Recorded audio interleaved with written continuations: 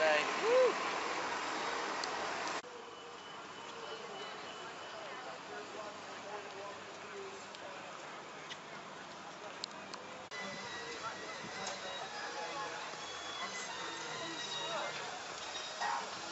Girl. Back here.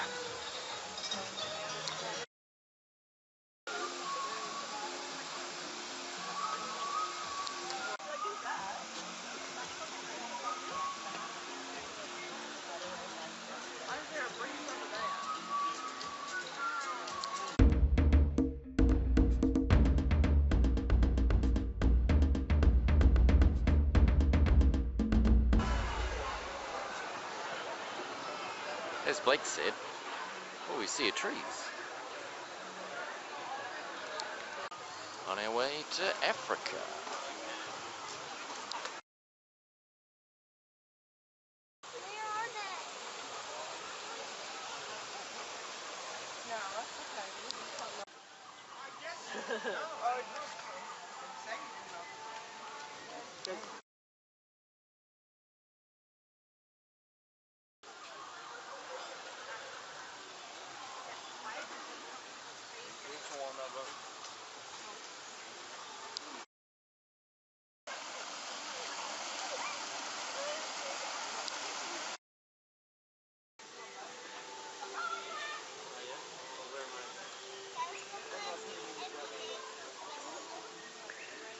Sleeping.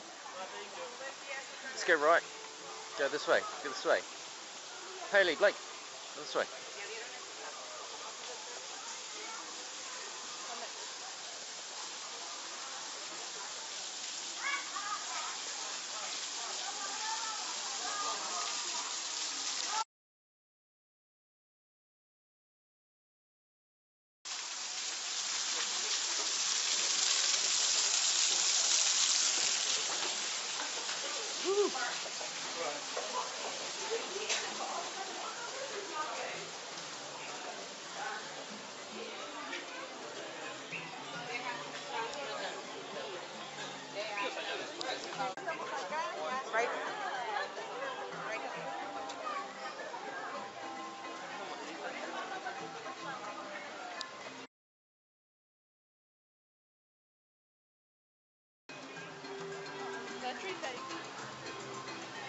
A big tree.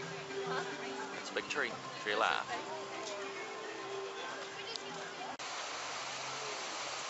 Oh wait, two wingers.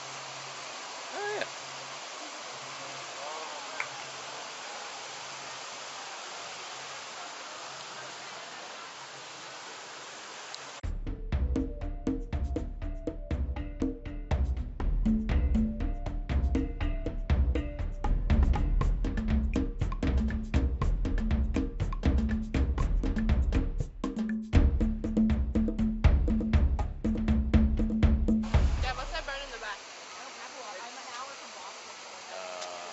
Behind the rock. Behind the rock. Yeah, there's a bird. They're the ones that make the circle of people are going to die in the desert and stuff like that. I thought those were fun. I thought they were vultures. Yeah, vultures, lizards.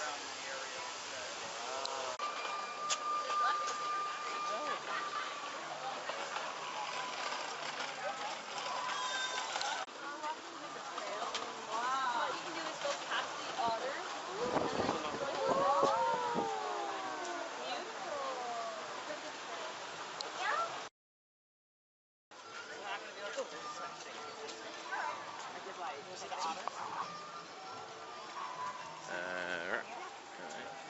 This part interesting. It's like if you're tired of the rides, you can just relax.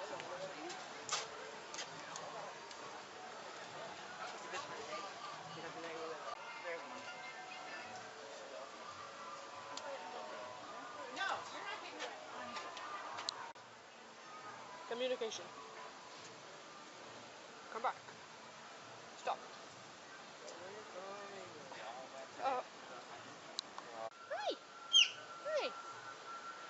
Come here. Come here. I've got some of it.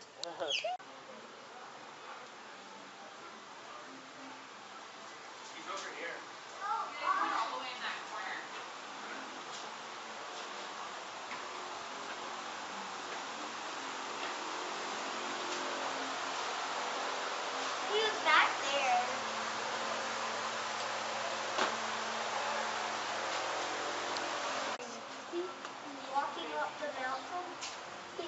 back in the water. He's going that way. I don't. There's people here to see us. You guys are all sleeping. Water slide, man.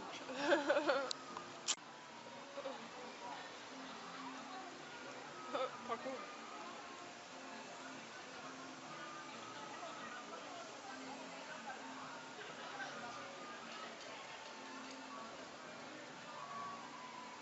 Bro.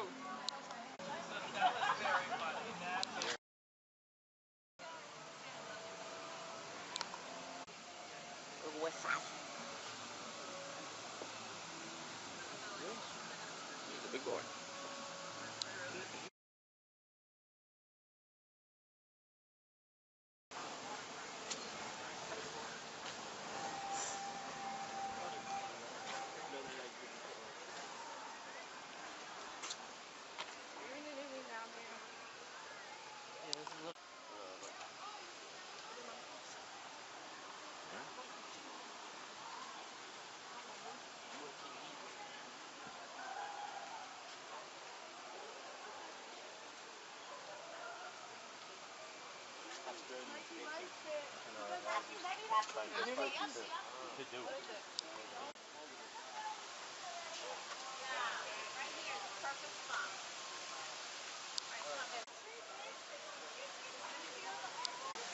I know, listen.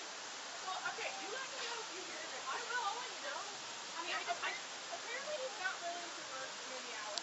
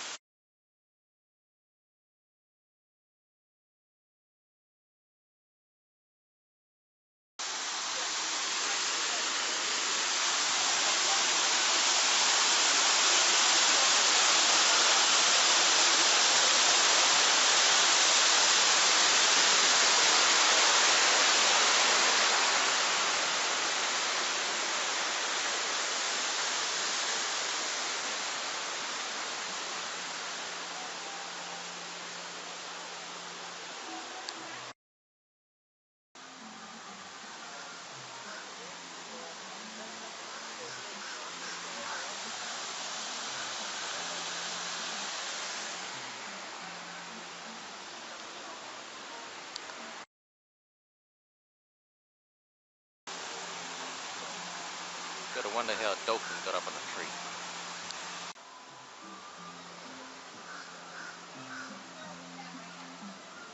Hurry up, the show's gonna start and you're gonna miss it. Kevin, here!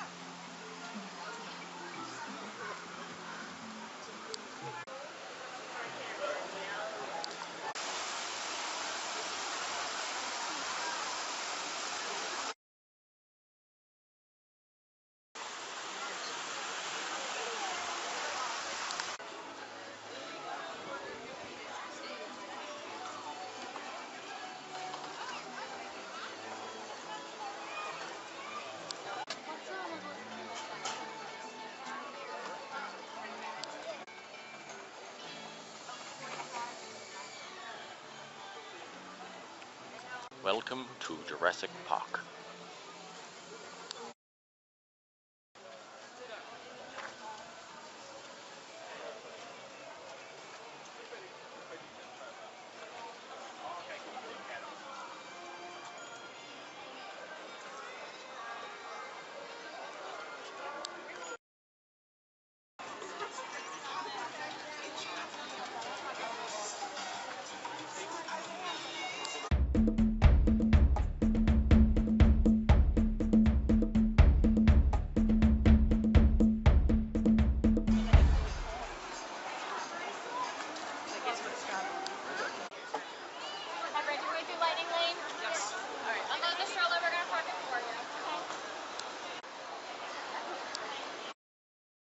I think this is where they breed strollers. Either it's a stroller petting zoo and pet strollers.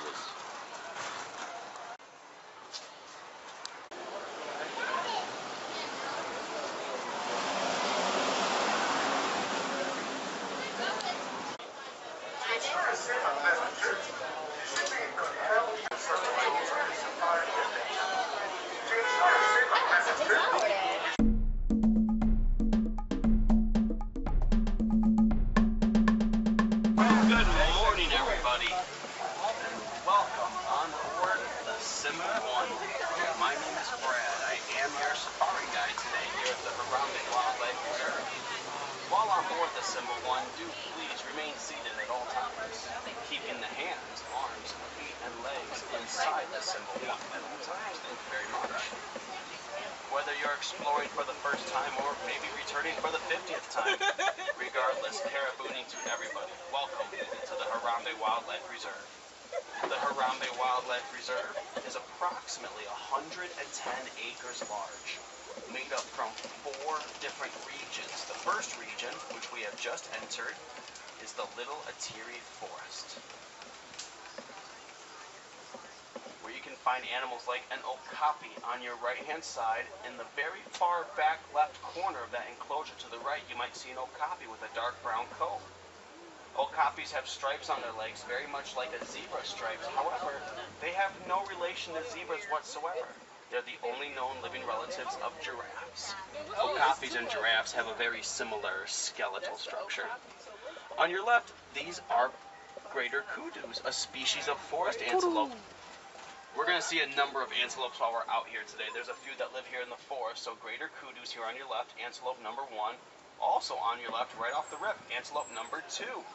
These are bongos. Bongos are known as the ghosts of the forest because they are rarely seen. Unfortunately, bongos are critically endangered, so we're happy to have a few of them living here at the Harambe Wildlife Reserve. So we've seen 2 different species of antelope so far. I'll try to keep track of all the antelopes that we see today. On the right, you are going to see a saddle-billed stork standing in their construction project. The saddle-billed stork, the beautiful black and white feathers on your right-hand side. The construction project is their new home, that nest that the stork is standing in right now. You can see their partner coming up with more material for their nest. They've been building this nest for like 2 weeks now. It's been pretty incredible watching it grow. Hopefully, with the new nest comes new saddle-billed storks. We'll have to wait and see. They can stand 5 feet tall with a 9-foot wingspan.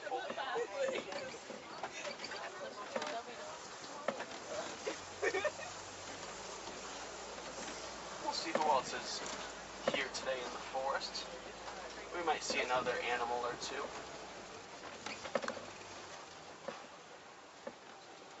On your left-hand side, way back along that wall, higher up in elevation, there is a black rhino. Looks like a giant boulder leaned up against the wall, but it's a black rhino who can weigh up to 3,000 pounds when fully grown.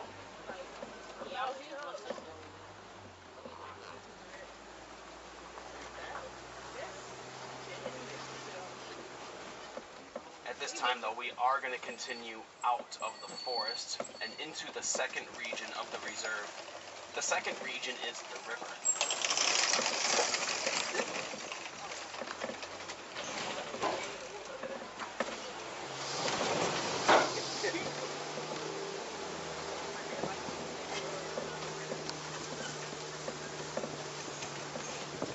Here in the Safi River region, you'll find animals that live along the waterways and the rivers of Africa, of course.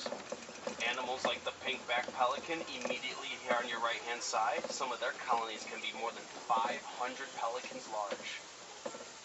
Named after the pinkish colors on their backs, the pink-backed pelican. Or even a Nile hippopotamus on your right-hand side by these logs sticking out of the water.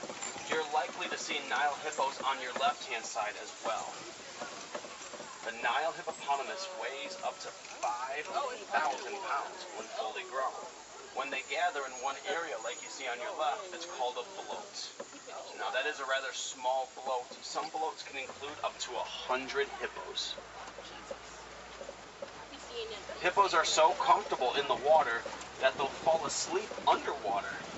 And while they're sleeping, they'll come to the air or come to the surface, grab the air that they need, and then they'll return under the surface, all while staying asleep. Hippos do not need to wake up during that instinctive breathing process, holding their breath for up to 8 minutes at a time. And as we, another hippo back there by the waterfall, it looks like.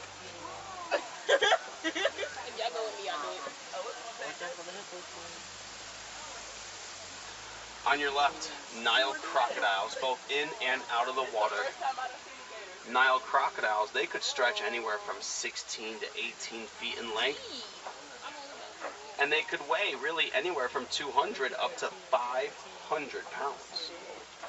Now, typically, a Nile crocodile enjoys a full meal only about once per week. They have a rather slow digestive process, so Nile crocs don't need to eat every day like other animals. The full meal from a Nile crocodile can include half of their body weight. Sometimes a Nile crocodile enjoys more than 200 pounds worth of food in one sitting.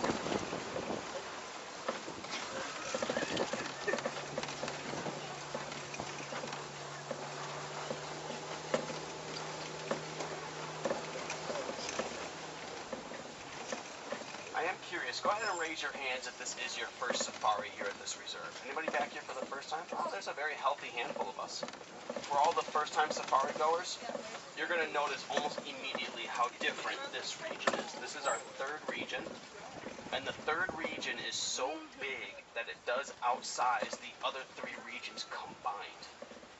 This is where we spend majority of our safari, and this is where majority of the animals live here at Harambe Wildlife Reserve. Again, in Swahili, Karibuni means welcome. Karibuni, everybody, to the savannah. The grasslands back. Home to animals like elephants, giraffes, zebras, maybe even a lion if we're lucky. The kind of animals that we would learn about when we were little kids. I do see a giraffe out in the distance, a few of them actually, but we're going to start with the Ankole cattle.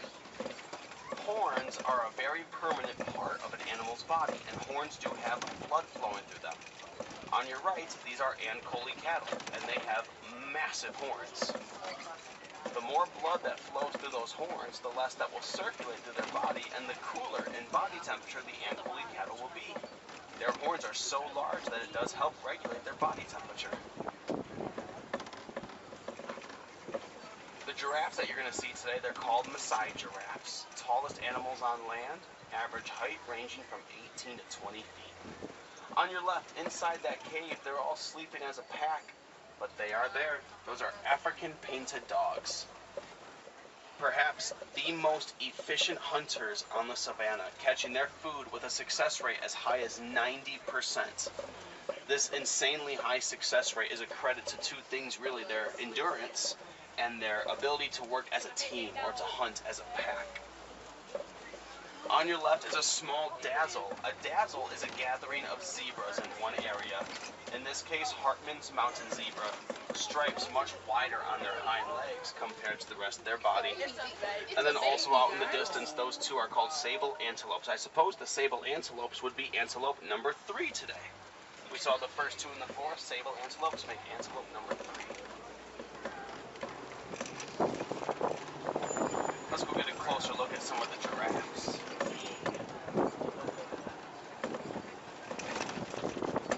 Along with standing up to 18 feet tall, if not taller, the Maasai giraffe has a tongue that can stretch up to 18 inches long. You can see this on your left-hand side right here.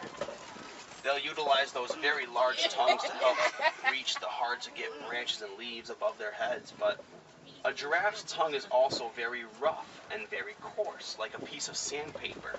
This helps the giraffes grip the branches and leaves as well as reach for them.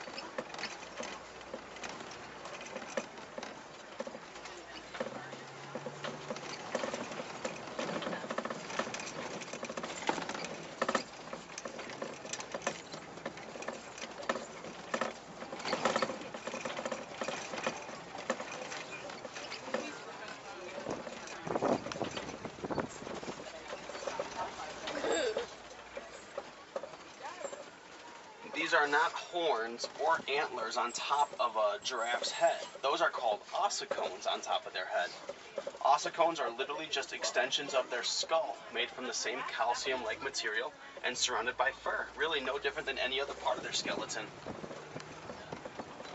On your right would be antelope number 4 today, if I'm counting correctly. Wildebeests. Wildebeest are known for leading the Great Migration across the African savanna. The Great Migration is essentially a search. The wildebeest are looking for fresher grass to eat, sometimes stretching that Great Migration up to 1,000 miles each year across the savanna, and the Great Migration often includes more than 1 million wildebeests.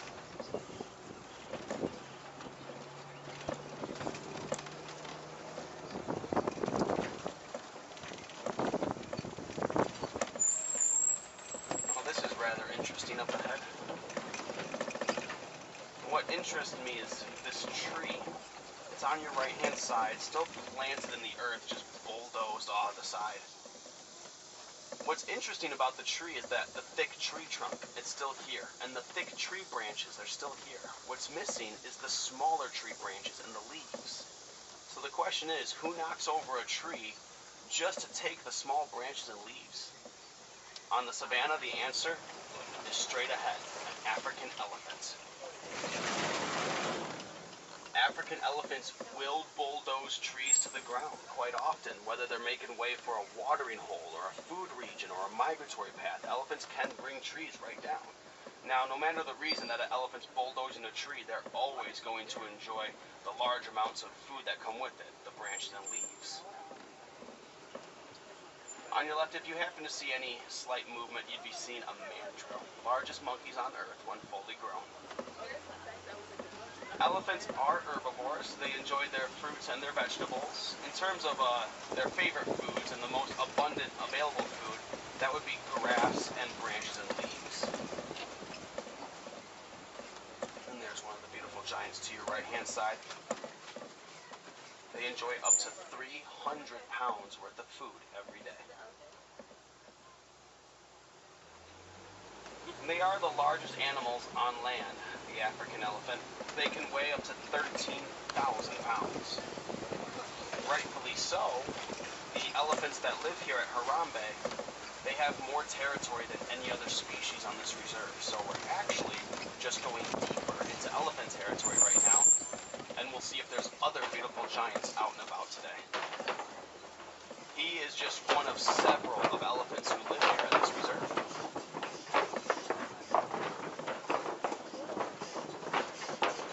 In Swahili, we do like to say twinde. Twinde. Let's go.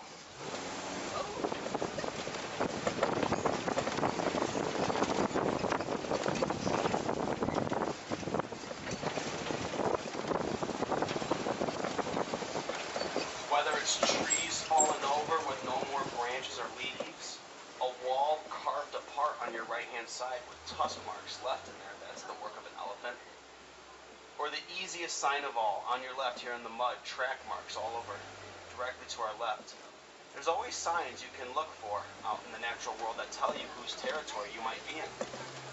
Now that softer portion of wall that was carved apart, that was made up of red clay for the most part. Red clay is a much softer material than the rock that surrounds it. And elephants, as you saw, they can carve the red clay apart and gain access to the red clay.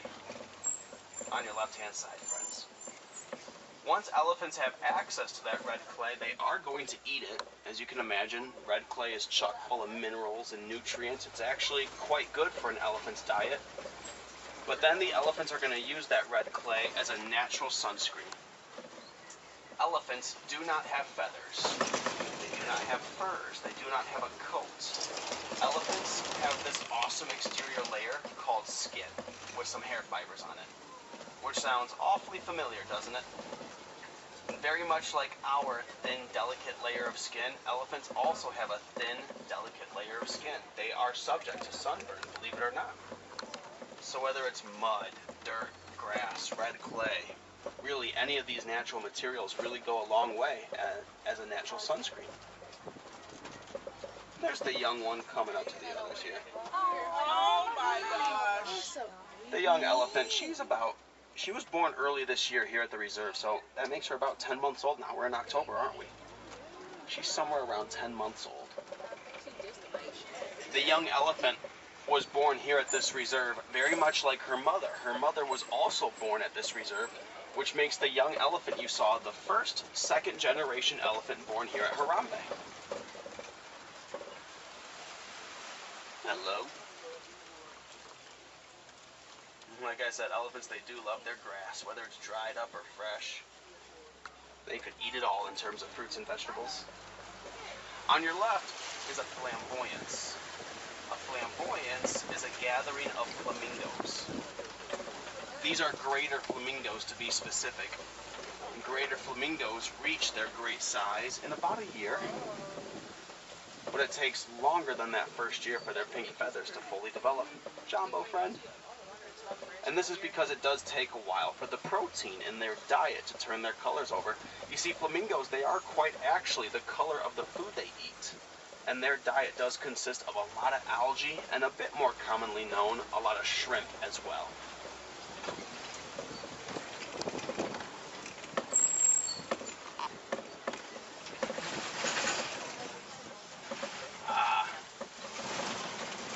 Weighing in at 5,000 pounds, or should I say up to 5,000 pounds, on your left are white rhinos.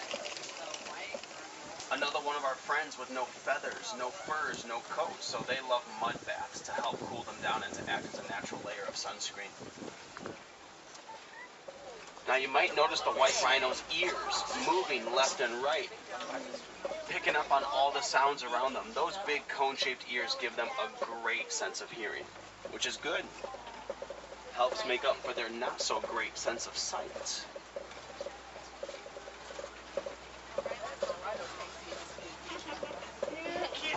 Kitty cat. Friends, when I say kitty cat, I mean the fastest animal on land, cheetahs, up ahead on your left. Pretty easy to see right now as you're just over the shoulder of these red rocks. Fastest animals on land, top speed of up to 60 miles per hour, or about 90 to 95 kilometers per hour. But the cheetah's top speed is a short sprint. It does not last very long, and it is exhausting for cheetahs to run that fast. So they have to actually be very precise and very smart with their hunting decisions. Cheetahs do use their tails to help maneuver left and right. It really does help them like a rudder behind a boat.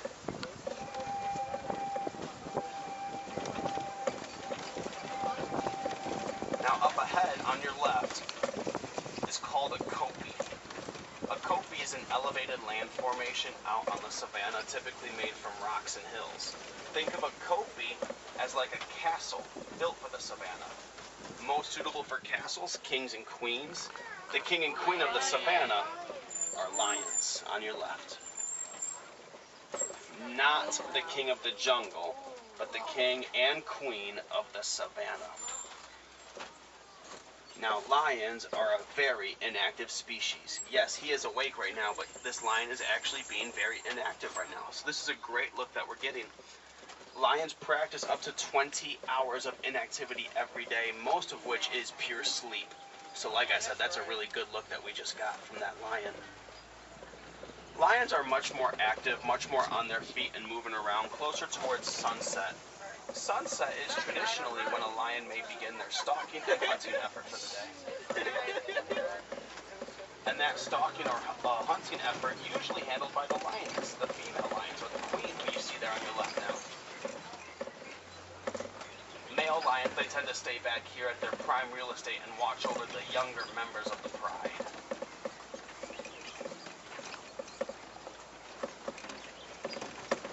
I saw a few other white rhinos jogging around up here. Let's see what's going on in this corner. Ooh, there's a number of ostriches as well.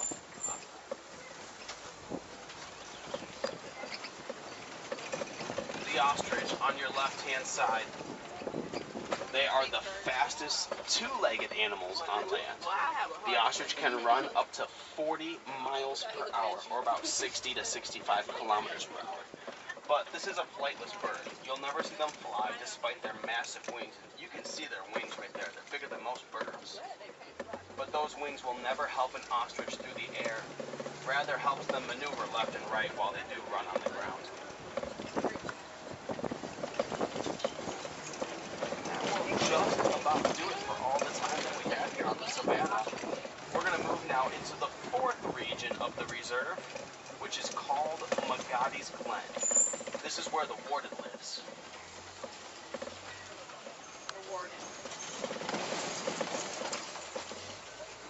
Living with the warden is only one species, possibly the cutest and silliest species that lives on this reserve. On your left, throughout the warden's post, you're going to see Nigerian dwarf goats. And they are fully grown adults. There's no bubbas here. With an average height of only 2 feet.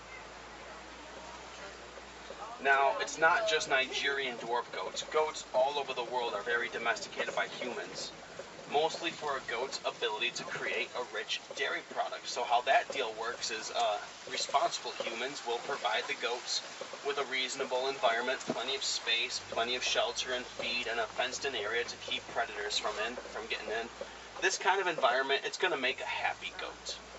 A happy goat is going to produce a high-quality dairy product, a much higher quality than a sad goat would produce, I promise you that. And a high-quality dairy product from a happy goat, that makes a happy human. These win-win relationships for a mutual benefit between any two living creatures is called a coexistence or a symbiotic relationship. Now, these kind of relationships exist everywhere in the natural world, a vast majority of which do not involve human beings. We are not the only living creatures in this world. This is a world that we have to share with other animals, and quite frankly, beyond sharing this world with other animals, we're going to have to continue working alongside them as well, if we are to make the most of our time and resources here on Earth.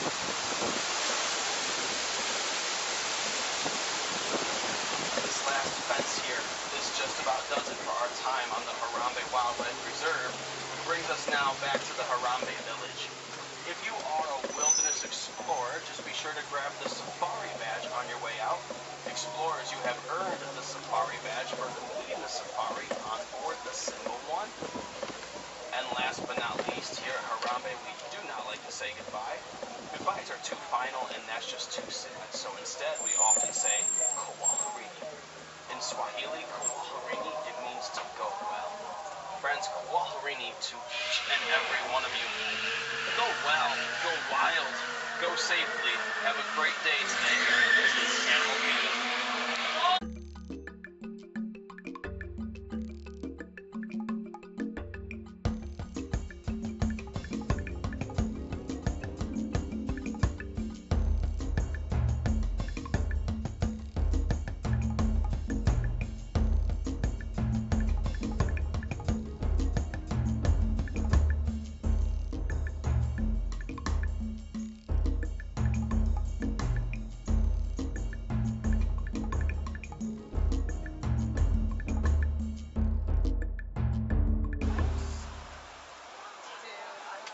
I want you to go on your break, but like, man, you have stories for you.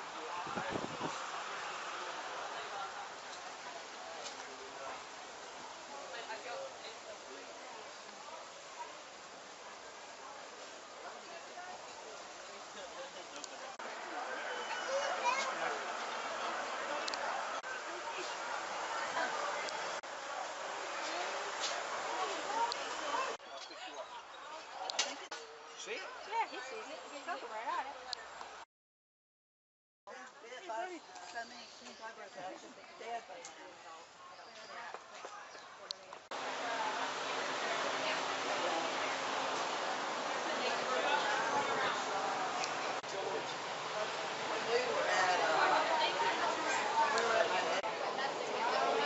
That's a toad, actually.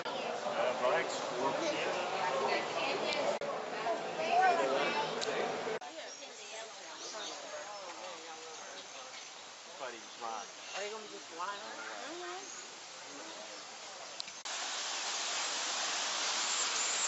I'm a piranha. I've definitely seen no piranha.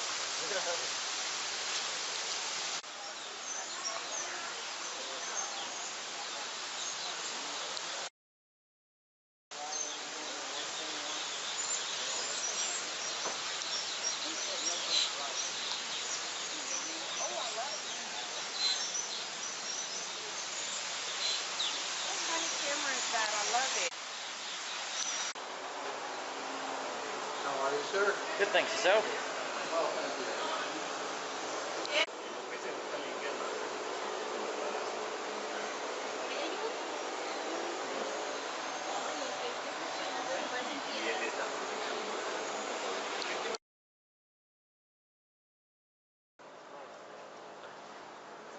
Meerkat.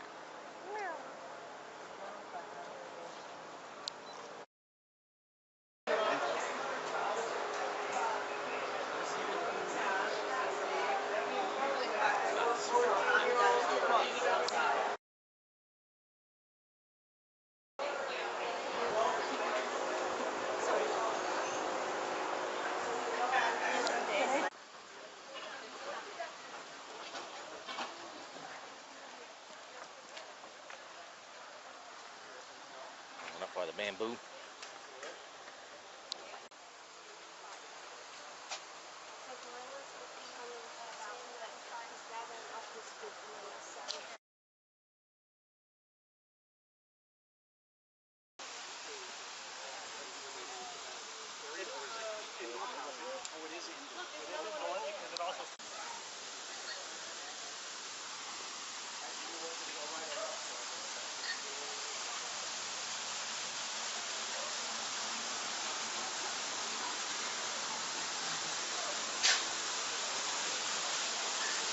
Girl, girl, girl.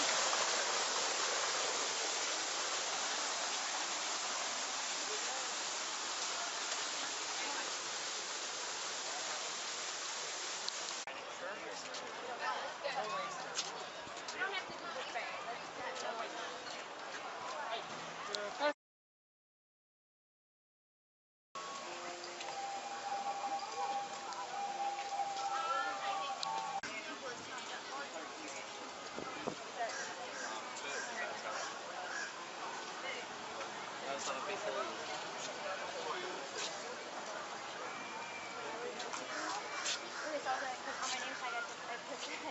I'm from Philadelphia.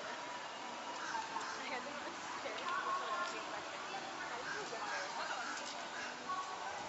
one of us is not. And then they were like, what do you think about like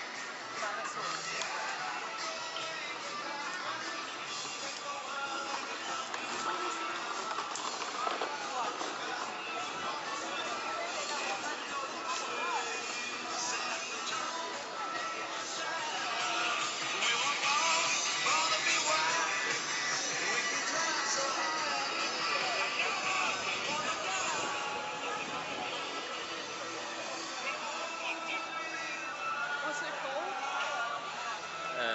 Dino Land USA. Oh, the ride? Yeah.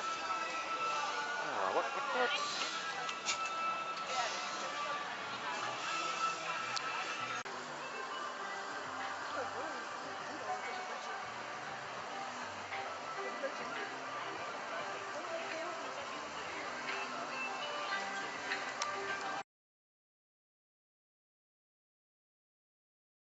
Sounded like Blake. Sounded a bit louder.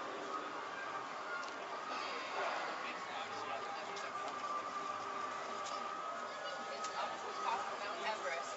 To look for.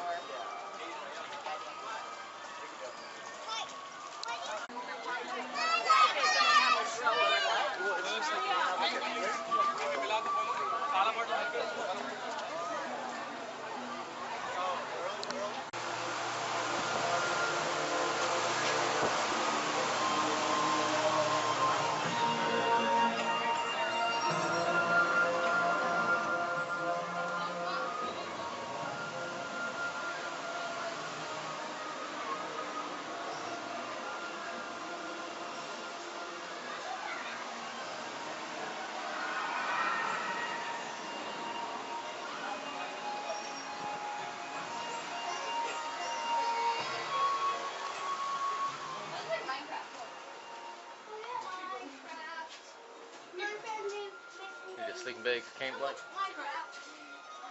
got some pots and pans. Shovel. Your dad should try it. I want to see how he reacts.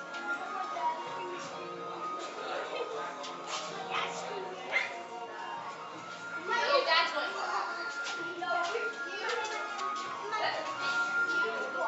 Oh, look, those are the last. Those are right up there. Rain, snow, forbidden investigation.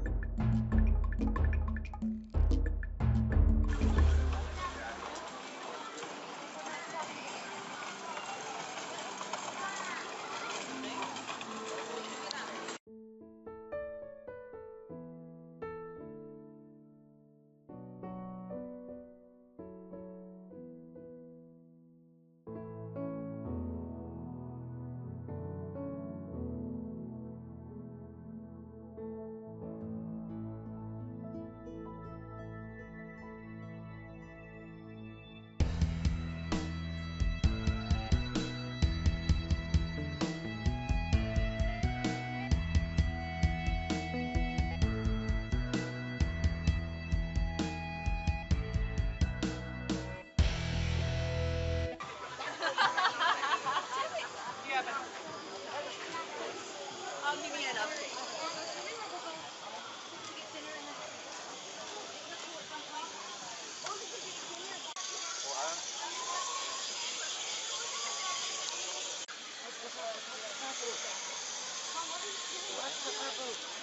Touch the purple. Yeah, You want to touch the purple?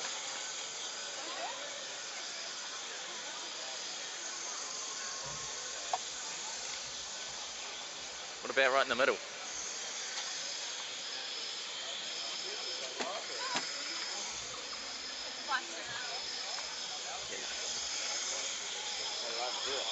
Make some noises. Like it's falling or something, man.